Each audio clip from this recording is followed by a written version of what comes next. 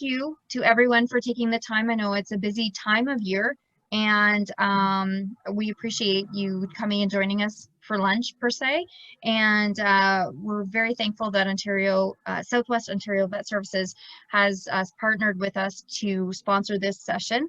And we all know and we can feel that this isn't a normal time of year. This isn't a normal situation, and it's already a busy time of year. And then we add in all the challenges with the pigs and the pork flow and everything else that we're faced in our day-to-day sessions, and that can make it feel even more challenging. So with that in mind, we reached out to Shawna Percy, who is the person that you see on your screen, and she's from Life Voice Canada. And Shawna and I actually met about 2.5 months ago. I took the Canadian Mental Health Association First Aid session in Listowel, actually, and Shawna was our facilitator there. And so at that time, she highlighted over those 2 days a whole bunch of various topics. And she and I have been working back and forth since that time, trying to understand what would be good support to be provided to the Ontario pork industry. And then COVID-19 happened, and we had to change our focus a little bit and change our platform as we now have Zoom. So I'm going to, at this point, turn it over to her. She's going to be the facilitator for the next hour. And then, like I said, if you have any questions or comments, please hover over the bottom bar of your Zoom, and you'll be able to see the Q&A or the chat, and both of those will provide you with some commentary and some questions that we can help answer at a later time in this call. So Shawna, over to you. All right, thanks so much, Andrea. Hello, everyone. I am thrilled to be with you all, but not so thrilled about the situation. My heart really goes out to you. Today, we're going to be talking, obviously, about stress and resilience during uncertain times. And all it takes really is a little bit of uncertainty to create a high amount of stress sometimes. And I really want to acknowledge, too, that although we are all affected by the current pandemic, that doesn't mean that we were all in the same boat when this started. Back in December, for example, I suffered a concussion, and I've gone through a lot of recovery for it. But one of the things that I learned through that experience that I'm sure some of you can relate to is when we are already experiencing something challenging in our lives, it feels like we've dipped down, and hopefully we have enough breathing space that we can come up from that. But if during this dip we get hit with something else, it can knock people even further down. And so I want to acknowledge that at the beginning of this and throughout it, there are people who have been in all sorts of situations, not just the pandemic, but perhaps having issues with relationships, with the farms, with other areas of their life. And so, like I said, even though we're all affected by a pandemic, it doesn't mean that we're all affected in the same way. There is no right way to feel about what's happening in the world today. However someone feels is valid and real and true for them. And there's a lot of grieving that we're called to do right now. So when we talk about stress, I just want to take a moment to explain what stress means. And stress is not necessarily all bad. It's something that we all feel to some degree, but stress can be motivating. It can give us the energy that we need to get up and get things done because we realize that there is a lot that needs doing. And too much stress, though, can feel like it's crushing us. Stress is the body's reaction to any change that requires an adjustment or a response. And the body reacts to these changes with physical, mental, and emotional responses. So stress is a normal part of life, and we can experience stress from our environment, from our body, and from our thoughts. Some of the stress that is being put upon us, but some stress, like maybe a part of the story I share in my workshops about a really high stress time in my life when I got my hands on a book called the Stress and Relaxation Workbook. And in that workbook, there was a survey that was taking stock of people's levels of stress, different things that had happened over the previous year. And it became really clear that the goal was to have a score under 300. So change is okay, change is going to happen, but too much can really send us into a tailspin. And what this looked at was for those who had a score of over 300, 80% of them became seriously ill over the next year. And I looked at that and I wondered, for the 20% who weren't getting ill, even though they were experiencing high stress, was that just by chance? Was that a fluke, or was there something to that? And when I filled out my score, I was well above 300. I had a score of 1,247. And I thought, how am I not in the grave? But I was actually doing okay. And as I continued to read, it went on to explain that those who weren't becoming ill had a growth mindset, which basically means that with all the changes happening in the person's life, they were willing to grieve the loss, grieve the change, but at the same time, they were seeing changes being an opportunity for growth. So it wasn't all loss, there was something to be gained there. These were also individuals who had strong social supports, and that's something else that we're going to be talking about today, because especially with the term of social distancing, it can feel like our support networks that perhaps were in place for some people are being eroded. So how do we get that back? Now, I'm not going to be here and tell you that I've always had a growth mindset. There are definitely things that have knocked the wind out of me, and perhaps some of you are feeling like that right now. And that's just human nature. We are going to fluctuate over time, but it would be helpful if that is something that we can move towards, and we'll talk about strategies for how to do that today. So although you are pig farmers, swine producers, I am putting up a picture of planting because our language matters. And culturally, we have this way of talking about light and darkness that is somewhat problematic. And so it's not uncommon that in this quote unquote dark time, dark period that we're going through, people are looking for the light at the end of the tunnel, and fair enough. But when we talk in terms like that, it can really devalue the benefits that we can get out of this period of time. So when I think about putting seeds in the soil, it's actually only through the combination of both the light and the darkness that growth happens. Of course, with hogs, it's the same thing. Before each one is born, they spend a long period of time in the darkness in the womb before they're born into the light. And so exponential growth can potentially happen in these times of darkness. And one of the things that these significant challenges show us, and I wish it didn't take this to show us, but it's like a major hack that has happened around the world, and it really shows us where are our systemic weaknesses. And when we start to understand where they are, then it can start to challenge us to maybe find different ways forward so that we're actually more resilient in the future. But I also, again, want to acknowledge that right now we're really grappling with how to do that. So continuing on with our language, one of the things that I want to acknowledge that has been really problematic, again, culturally, with the way that we're talking about this time, is that we should be socially distancing from other people for individual safety. And although that can't always happen, especially with essential workers, and perhaps in the farm, in the barn, you are working shoulder to shoulder with other workers, but where possible, we do want to create some distance from other people to slow or stop the spread of COVID-19, but we don't actually want to social distance. And when we socially distance, we're eroding one of those resiliency factors that I talked about earlier. We need our support systems to thrive or survive even a period like this.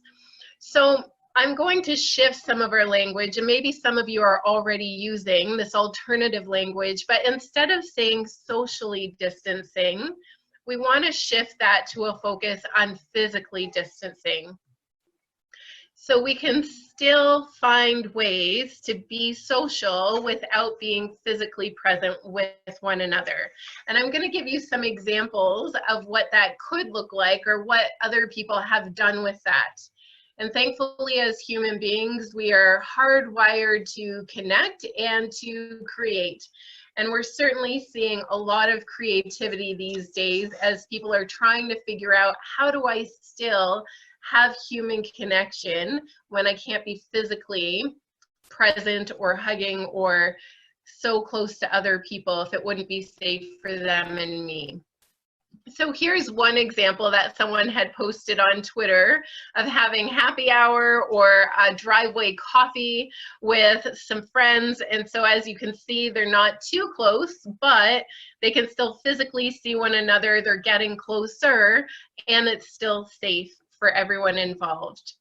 Here is another example that was posted on Reuters of some kids doing some baking, maybe with a grandparent or with a parent who they can't physically see or socially see right now, but they can still have some connection through this medium.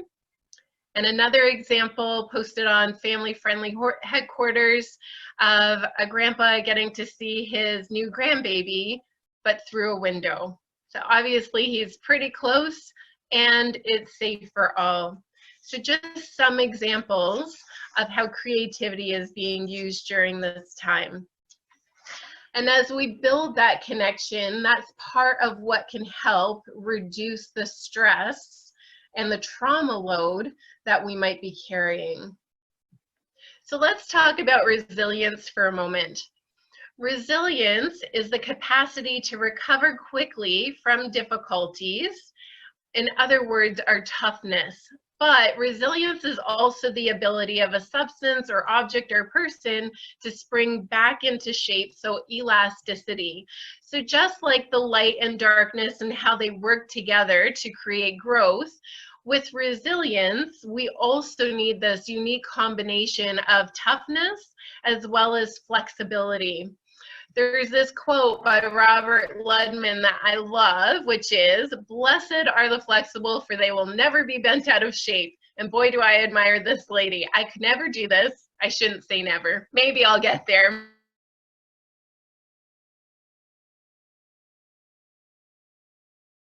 Lost on you that the more flexible that we can be throughout this pandemic and the challenges that we are being called to face, the more creative it will allow us to be and the more connected we'll continue to be. And it's really through that rigidity that we can snap. So Charles Figley is one of the founders of a term called compassion fatigue. And just like we have physical first aid standards for helpers, for anyone who is an essential worker who is caring for people or for animals, we need to think about our physical safety as we are doing that. But he would say that we're also called to think about our well-being as we're supporting others in any manner. And so he would say that the first aid guidelines for standards of helper self-care are: first, do no harm to yourself in the line of duty when helping or treating others. Second, attend to your physical, social, emotional, and spiritual needs as a way of ensuring high quality services to those who look to you for support as a human being. Sometimes I find that when individuals are essential workers, when they're in a helping industry in some manner, and they see that the needs around them are very, very high, it can be incredibly challenging for us to take the time that we may feel that we know we need, but to take a break, to pause, to breathe a little easier when we see that there's just so much that needs to be done. I find exceptions to this are when we say, well, I can make that exception if it's a life or death situation. So someone's just died or someone has been born. But I want you to consider what message that sends to your body. And your body right now is likely under a great deal more stress than maybe it typically is. Again, that's going to vary person to person, but what Francois Mathieu would say, another leading compassion fatigue expert across North America, is that it says to your body, create a life or death problem for me so I can start, so that I can get out of things that I don't want to do. So it's problematic as much as we may want to serve other people when we're not taking good care of ourselves. It's just not sustainable. There is a really powerful but very difficult book called 5 Days at Memorial. It was written by Sherry Fink, and it's also available on audiobook. I wouldn't recommend that everyone pick it up and read it because it's a difficult read, but I'm going to share with you a synopsis of that book so you can see why it's so important, why it's so vital for you to take care of yourselves well. You are taking care of the swine animals and other people in your life. Memorial is a hospital that is in New Orleans, and it tracks the story of what happened in that hospital during Hurricane Katrina. During that time, that hospital got cut off from communication with the outside world for 5 days, and they didn't know that they were going to be reconnected with the outside world at the end of those 5 days. For them, this looked like a never-ending tunnel of darkness that they were stuck in and no help was coming. And near the end of the book, you start seeing the really poor decisions that start being made by the staff at Memorial Hospital, and the huge amount of casualties that the hospital incurs because they lost all hope, and they forgot how to take care of themselves because they saw the needs of their patients as being so high, but it really impeded how well they could take care of their patients because they weren't taking care of themselves. Not too far down the road, there was another hospital that was being run by someone who used to be a part of the military. So someone who was used to being disconnected, having communication be interrupted. They were used to being in high trauma situations, crisis situations, and they recognized that in order for them to do well during this time, they had to make sure that their staff were getting sleep, they were taking breaks, they were eating nutritious meals. They were also cut off from communication with the outside world, and their casualties were minimal, very, very low amount of casualties. And so I can't underemphasize how important it is, how vital it is for us to care for ourselves in our care for one another. So one of the sayings that we use in some of our workshops is, do not confuse difficult choice with no choice. Often we feel like we are stuck with no choices, and we are hard pressed to figure a way forward. But often if we really look at the situation, we might find that, yes, we've got many difficult choices to make right now, but that's not the same thing as being left with no choice. So I'm going to talk about a tool in just a moment called Zone of Control, which is based on some research by Stephen Covey. And I hope that this is a tool that will serve you during this time and beyond it. But just before I go there, I'm going to give you my little illustration of finding a starting place in this time. This illustration was created by an educator named Kim John Payne. He used to go across North America speaking to schools and different groups of people. And he would often talk about when we're seeing behavioral issues with kids, but really the same thing applies for adults, especially in a time of stress. There's a saying which is, where there's stress, we tend to regress. So a pretty normal reaction to being in a high stress time is that maybe someone had some less than desirable behaviors, negative behaviors that they used to deal with. And then it seemed like they were mitigated, they had them under control, and all of a sudden they're rearing up again and sabotaging this person's life. Or maybe we see that happen with our kids or our partners or our friends or roommates or whoever. But this is a normal reaction. Stress equals regress. But there is a way for us to get back to functioning well, but that doesn't look like everything getting fixed all at once. And really that's a non-starter. Instead, it looks like us making little tweaks, but I'm going to show you the power of that. So he would say, let's say we're at this little circle on the screen and we recognize, okay, if we head down this trajectory, it's going to end up nowhere good. Maybe we are feeling so much stress and not taking a break that it might lead to us coming down with our own illness or a stroke or heart attack or whatever, or life feeling like it's not worth living anymore. And so we don't want to end up over here. Instead, we want to end up here where we're thriving. Life feels like it's worth living. We have meaning still in life. There's something that we can control. We have a sense of well-being even in the stress, but this is a huge gap to close. And what he did was he just went back to the original circle and he said, you don't even need to think about closing this gap. All you need to think about is, where is a starting place? What's one little tweak that you can start doing today? And even through just one little tweak, it's going to start sending you down a very different trajectory that's going to end you up in a very different place. So if you're feeling overwhelmed, instead of focusing on all the things you need to do or too far into the future, try to think about what is doable now. If it feels really overwhelming to take a break for half an hour, could you take it for 5 minutes? Even 1 minute to take a deep breath and focus on nature, or pray if you believe in a creator, or give someone who you love a call so that you have that connection. Whatever is life-giving and refueling for you, if it's just a minute, that's a really good starting place. And when you take that minute, it might just encourage you to do that again and again and again, and you can create those building blocks.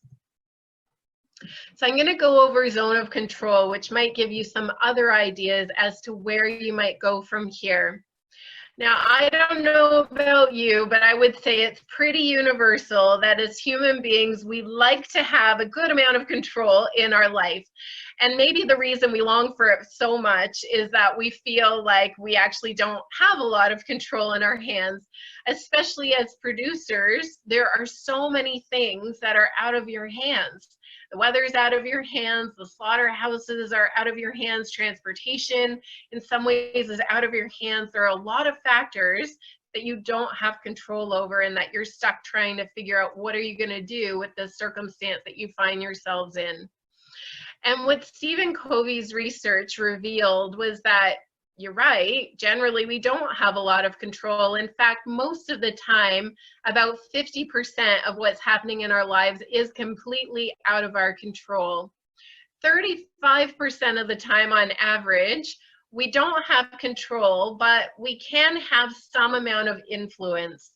So maybe we push to have our ideas heard, maybe we join a membership with OPIC, maybe we get creative with, you know, we can't make other people wear protective equipment, for example, but we choose to wear protective equipment, and that might just influence somebody else's behaviors, for example.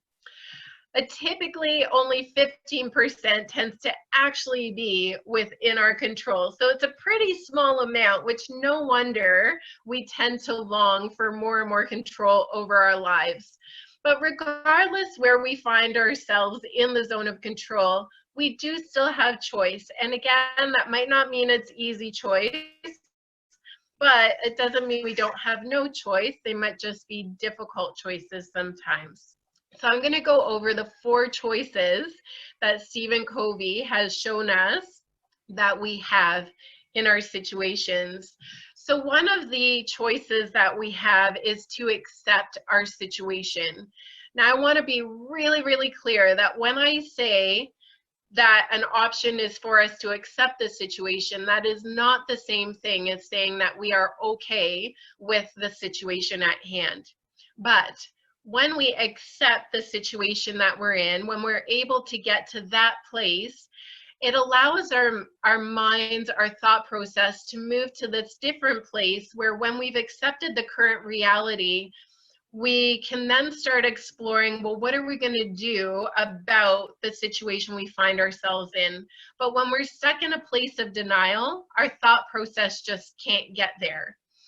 Another way that we can accept how we're feeling about the situation is just to let our feelings be what they are as they're coming up for us. So for example, in the first 3 weeks of me physically distancing from other people, I spent probably the first 3 weeks in my pajamas, and I did a lot of shoulding on myself. I should be doing this, I should be doing that, but it didn't actually get me to doing those things any faster. It wasn't actually until I sat with those feelings of I'm really struggling with this right now, and I just let that be, that then my mind, it's been acknowledged. Yes, that's what you're feeling. Now, what do you want to do with it? And then I started being able to get more creative. Another option that we have is to change it. Obviously, we can't change the pandemic, but maybe there's something that we can do to change a different part of the situation you find yourself in. For me, obviously, there's a lot of things I can't change. One of the things I could change is I was stuck in my house, and I know that's not the situation for all of you. But for me, I painted half my house. That was something that I could change. So my house is a completely different color now than it was a month ago. So lots that I can't change, but that little piece I could. Something else that we're doing, my daughter and I, who is 11 years old, we got our hands on a sewing machine, and so we've been taking fabric and sewing masks for people who can't get them otherwise. And so that's just been a project that we've been able to pour ourselves into. It's one little piece that we can change. Another option is to change the way that we're dealing with something. So let's say that you're seeing how the systems in place and how they've been shaken in some areas. Maybe you're actually seeing a better way to move forward on the other side of this. But maybe you're feeling like I'm seeing a better way forward, but I do not have the energy to advocate for that. And maybe you've advocated for change in the past or for different systems or different ways of doing things, but right now you're just not in that place, and that's okay. Maybe right now is the time when you nudge somebody else to be that voice, or you share those ideas with OPIC or some other resource who can be that voice for you. And lastly, we can escape it. So in worst case scenario, sometimes our longing to escape the situation we find ourselves in shows up as being thoughts of suicide. Now, I want to help you reframe what those thoughts are actually telling us. It might seem like if life feels like it's not worth living anymore and stress is way too high to deal with this, and now I'm having thoughts of suicide and they're telling me I should die, that's actually not what's going on. What's actually going on is your body and your brain are trying to get your attention to tell you that something needs to change. Not that you need to die, but you can't keep going on this way. So if those thoughts come up for you, that's your cue to reach out for other support or to take that break, to focus on your well-being. Otherwise, they're going to keep coming up, or to find a different way to escape for a time. So maybe that looks like watching Life in Pieces on Netflix, or maybe it looks like going for a walk for 10 minutes, or reading a comic book, or planting something in the garden, seeing it grow up little by little from the darkness back into the light. Finding meaning in things again. Without meaning, that's where we lose hope. And if you're finding a hard time finding meaning right now, maybe let somebody else know that, and maybe there's something they could share with you that can give you some meaning back. Find out how others are injecting meaning into this time. I want to make a note about something called dissociation and also autopilot, because sometimes those are other ways that we mentally escape. So you're probably all familiar with the term fight or flight.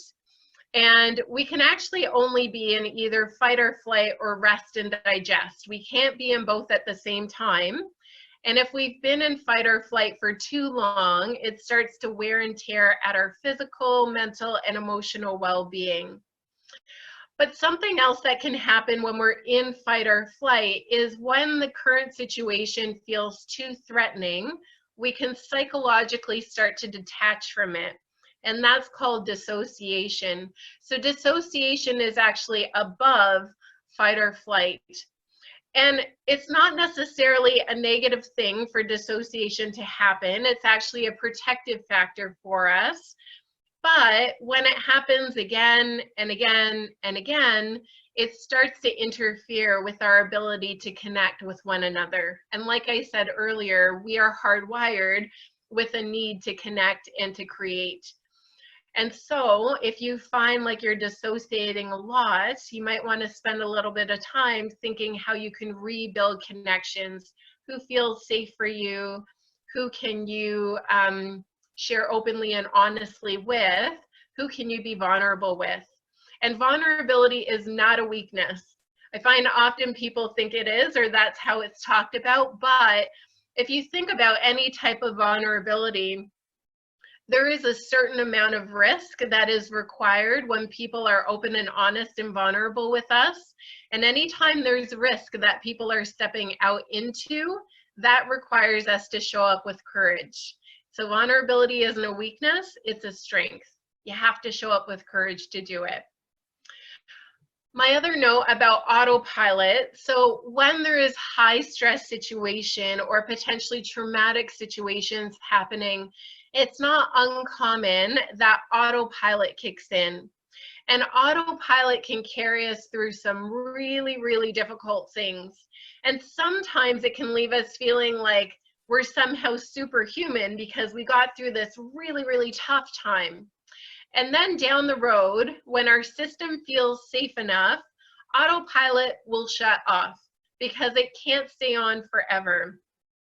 So don't be surprised if down the road, all of a sudden you have a day where you can't cook a meal and you can't tie your shoes, and the simplest things are taking the largest amount of energy and you just feel like you don't have it in you. You are not broken if that happens. Your systems are actually working as they were designed to do. All that tells you is that's your cue that autopilot just shut off. And so your body and your brain think it's safe enough for you to now take care of yourself because you spent all this other time caring for the needs of others. So lastly, I want to explore some resources with you. First, as many of you are probably aware, on the Ontario Pork Industry Council website, you will find a number of resources there about the latest industry information, and they are your membership voice. And so please, I'd encourage you to go on the website, see what is there that could be a resource to you.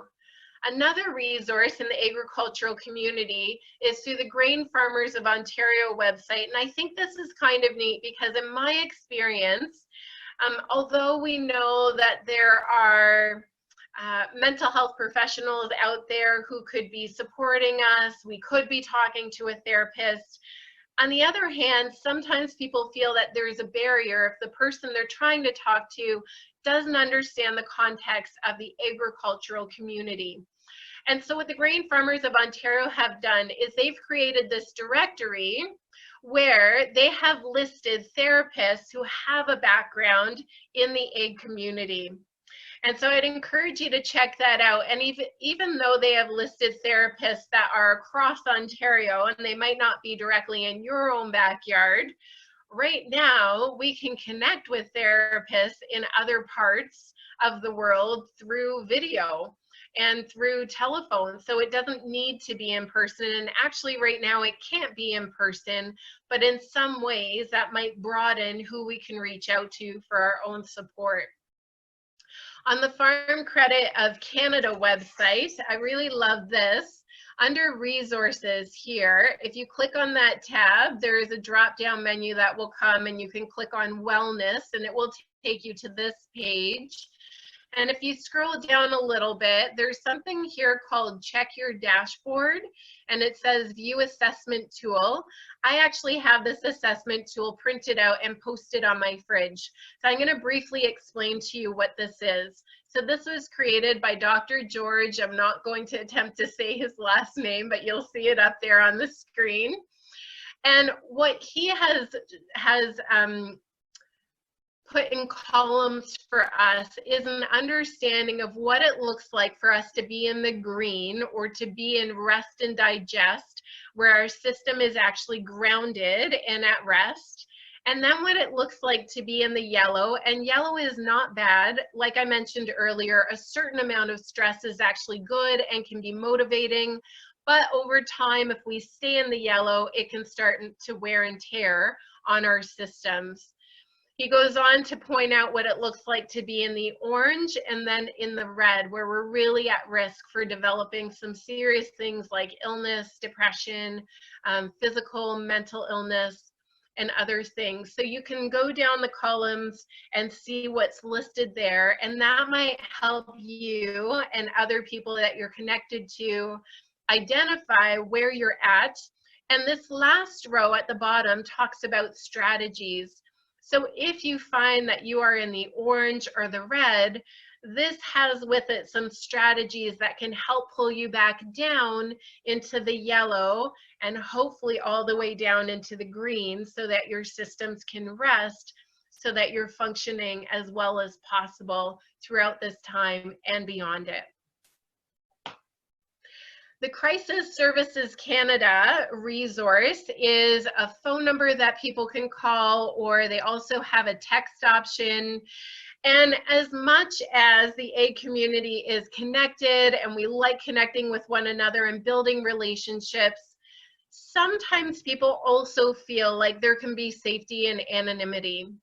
So although not everyone on Crisis Services Canada may understand what it's like to live in the agricultural community, although some might and some won't, sometimes it can still be helpful just to reach out and talk to somebody who actually doesn't know you at all, and just to be able to let it all out.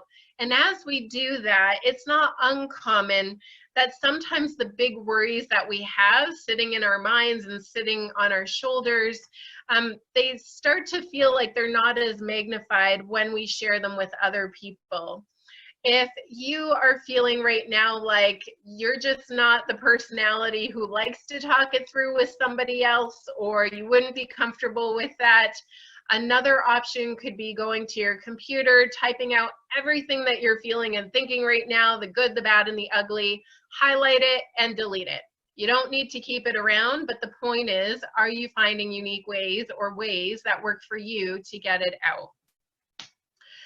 Utilizing nature as being a resource to us. I think this is a huge advantage that farming communities have, their access to nature. And there's something about being in nature that can help ground us and move us back into the green. So I'm going to make a note about this guy. In the neighborhood where I live, and you're probably, the majority of you are probably familiar with this little ditty that you probably sang as a kid, which was, it goes something like, I'm going on a bear hunt, gonna catch a real one, or something like that. So in our neighborhood, what people have done is they have posted stuffed animals or teddy bears in their windows or in their trees by the road. So when we're trying to get out to take a walk with the kids, or just as it makes it up for a more interesting walk as an adult too, it's like a scavenger hunt. It gives us something to look for. So there's an example of showing up with creativity and a way of engaging the community. So for me, I find when I can inject things with meaning, it just makes my existence that much more purposeful, and what I'm doing is more purposeful, and it feels there's a deepening that can happen with me when I do that. And so one of the ways that I like to get creative, and this is not done by me, I wish I knew who it was done by, but by doing mosaics or stained glass or things like that, something with art. But the reason I chose this image is because for me, there's something about seeing brokenness. And there are times, certainly throughout right now, where I have felt pretty broken about things that are happening. But when you think about what's happening in this image, there's lots of brokenness, but they're being transformed into something new. They're being renewed in a different way. And so in the hands of the right artist, we might end up with a masterpiece. There's a really good book by a man named Viktor Frankl, who lived through the Holocaust, terrible, terrible times. And his book is called Man's Search for Meaning, and how crucial that is to sustain us through life's most challenging times. Reading a book with your little people or on your own. I'm not advocating we leave kids on screens all day long, but maybe for half an hour just to get some breathing room on a safe platform for kids. And that's the whole seminar in itself, what is safe and not safe. But is there something that you can do that they would enjoy too and give you a little break? A telephone, give someone a call, Zooming like we are today. Welcome to the year of the introvert. When I looked at this, I thought, wouldn't it be amazing if people were to maybe paint the side of their barns, and maybe that could look like thanking other essential workers, or like this community did, they were thanking farmers, journalists, teachers, mail carriers, all those who still need to go out and do the things that they need to do so that we can function. All right, so those are just some basic ideas, and I'm sure many of you have your own, but I would love to take a little bit of time to hear any questions or comments that you might have. So I'm just going to check in with Andrea to see if anything's popped up for her. So we did have a couple of questions come in. One was around the resources available to everyone. And yes, we will be following up. So you will be able to see an email from Trish Littlejohn that will have some of the information available. It'll come to you by the end of the day. Since this was recorded, we'll also be able to share the link so that you can rewatch this maybe at a later time, and you're able to digest the information that Shawna has been sharing. We had one specific question around the dashboard that you had shared, and that is available on Farm Credit Canada and their website. So if you log on there, there's a whole bunch of resources, and it's Rooted in Strength is their actual small binders that they have. So they have some in print. So if you wanted to get various different mental health resources available, if you contact anybody at FCC, they'll be able to actually ship out the Rooted in Strength brochures that are available in English and French. And that dashboard is in the middle of that Rooted in Strength brochure. But if you wanted just to get an online version of that, please go to FCC and it's online there. And then we had one other question, and I'm just going to bring it up, and I'm going to send this back to you. And it's about talking with family at this time. You mentioned that you should be reaching out, and when you have that vulnerability and you have that comfort with people, how would you go about dealing with family at this time when you're very stressed? You farm with them. There's a lot of stress in your day-to-day, financial stress, stress even trying to take care of the animals. And how, especially when maybe they're on a different page in regards to COVID-19 and some of the requirements that are happening, and they're having significant impacts on your day-to-day. How do you suggest you start those kinds of conversations? Oh, such a good question. We could do a whole workshop on that. One of the things I'd really emphasize is one of the best ways to get help for yourself is to let people know, be very clear about what you need. One of the things that holds people back from engaging in conversation is that people struggle with their need to fix, but often people aren't actually looking to be fixed. They're looking to be heard. And we need different things. So like somebody had pointed out, maybe their family member is in a different place than you are. So let your family member know what you need and ask them what they need too. And if you're just looking for someone to talk to, be really clear about that with them. You can, and that might sound like, listen, I need someone to talk to. I'm not looking for you to give me advice or to fix this for me. I just really need to voice this to somebody. If you feel though, like your family member is not the right support for you right now, and for sure, it can be incredibly challenging when people are so close to the same situation, that may be a time where you consider something like using the Crisis Services Canada. You don't need to be in crisis to call them. It's just another listening ear and someone that you can offload to. And consider other people in your life. You know, I think, so I'm a widow, I'm remarried, but I'm also a widow. And one of the things that I found going through that experience, and of course that's an ongoing experience, but culturally we have this way of talking about people when they show up to our struggles or when they don't. Such as culturally, we tend to say, oh, so this is how you know who your real friends are. And I'm going to challenge that way of thinking, because people are just good at different things and we don't have to be everything to everybody. So I'd encourage you to think about the different people in your life and think about who is good for what in your life. We don't want to throw people away just because they're not showing up in the way that we want them to right now, and others maybe can, maybe others are thriving in their ways of support right now. But maybe it looks like this is the person who I can call when I just need to have an uplifting joke and not really talk about anything serious. And here's the person I can reach out to when I need to be really vulnerable and talk about the hard stuff and how scared I am right now and how uncertain things feel. And here's the person that I can reach out to because I'm really missing the old normal, whatever life used to be like, but this person can't hear it right now. I'd also encourage you to think about the trauma load that you might be carrying and what you might be doing to either add to that trauma load or to reduce it. So for example, I don't usually encourage people to inundate themselves with news. I do think at this time, though, it's important that we are aware of what's going on in the world, but that doesn't mean that we need to be glued to the news and reading every difficult story that comes on our screen. So think about, if you're hearing a lot of difficult stories in your personal life, how much do you need to be tapped into other resources who are echoing those things? Because a lot of good things are happening in the world too, and are we balancing the hard stories with those other stories? Or are we just adding to our trauma load, and does it feel like it's crushing us? I hope that helped address the question. Andrea, do you think that was clear enough, or is there something? Yeah, I think that was really good information.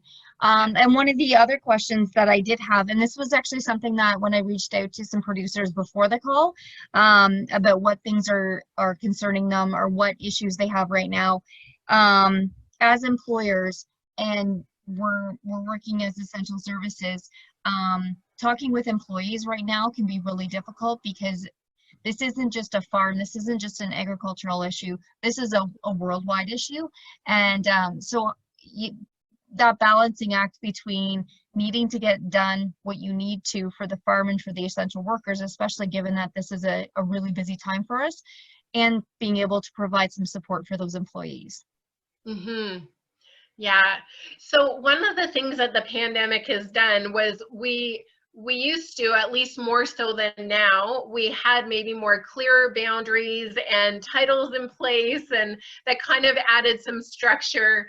But when we are all affected by this significant world event, it starts to break those things down. And that's not necessarily a bad thing, but it does create some unique challenges.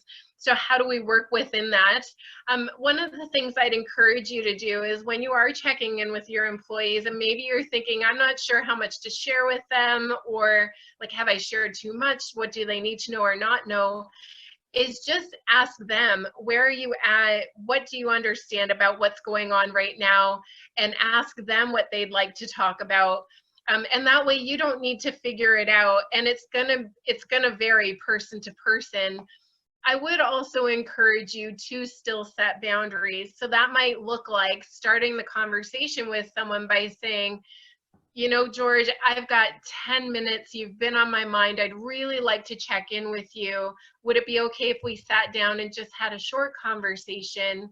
And that way you're kind of setting some expectations as to how long the conversation is going to take, instead of just starting it off and then maybe 2 hours later you're going, on one hand, that was really good. On the other hand, there's 2 hours gone and there's a lot of work that still needs to be done. I also really want to emphasize with you that you don't need to have it all figured out. So doing a little bit of listening may help give you some direction as to who to connect your employees to next. And we can just own our humanness in this. And that might sound like literally saying, you know, I want to check in with you. I know I don't have all the answers, but maybe I could help in some way by connecting you to another resource that might be helpful right now. What do you think about that? And right away, we're setting the expectation that we're not the therapist and we're not the end all be all. And it creates an opportunity to help us expand people's circle of support so that it's not just us. Excellent. I think at this point we're actually, I don't see any more questions in. I'm going to pull one more question from earlier, my earlier check-in. And it's a matter of, and this is a really big question, it's a matter of clearing your mind at the end of the day. Just quiet the calm so that you can take those moments to breathe. And you only have about 5 minutes, so good luck with that. Okay, so one of the ways that we do that is something called mindfulness, and mindfulness might mean different things to different people, so I want to be really clear as to what mindfulness actually is. So a way of grounding ourselves, getting some quiet back, getting some capacity back, is to bring ourselves into the present moment when it's calm enough to do so. And because we need different things, I'd encourage you to pay attention to, when do you feel refueled? Is that when you're taking a walk in nature? Is that when you can clear your head? Or is it when you lock yourself in your bedroom away from everyone else? Is that when you can clear your head? And then just focus on one thing at a time. I would say it's a lot more grounding when we're focused on nature. There's something that's very healing about that. And in the midst of such chaos and distraction, there's something about the order of nature, I think, and the growth, especially during springtime, that can be really helpful. And if you're finding that as you're trying to focus on the present moment, that a lot of things are distracting you, that's okay. Just notice them and send them on their way. I notice that this distraction is coming into my mind, and see you later. I've acknowledged you, now I'm going to get back to what I was doing. Trying to make sure that you're breathing from your belly is also really helpful. That's where we take a much fuller breath. But when we're stressed and when we're in fight or flight, we tend to breathe from our chest. So I literally will put one hand on my chest and one hand on my belly and focus on, is the hand on my belly moving? Sometimes our present circumstances don't feel grounding at all. There's too many reminders of the negative stresses that we're inundated by. So another strategy that you could try is doing a visualization, which is just picturing a place that you would rather be right now. And it's still a mindfulness activity.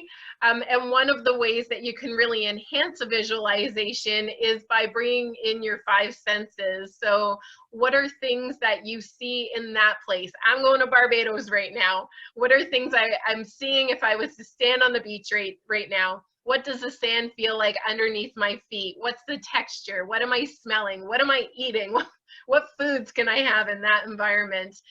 And that can really feel like a break. If you find that there are too many things on your mind and you just can't clear your mind, one last strategy that I'll talk about is keep a pen and paper by your bedside. If you can't shut down, start writing those thoughts out, get them out. And sometimes as we do that, it helps us see our thoughts more clearly and just helps get them out of our head. Otherwise, our brains have a tendency to hold on to them because they don't want us to forget. But there's something about putting it down on paper that our brains go, okay, it's captured somewhere else now. And so now I can let go of that at least a little easier. So I hope that helped address that question. That was really good. Yes, thank you. You're welcome. My pleasure.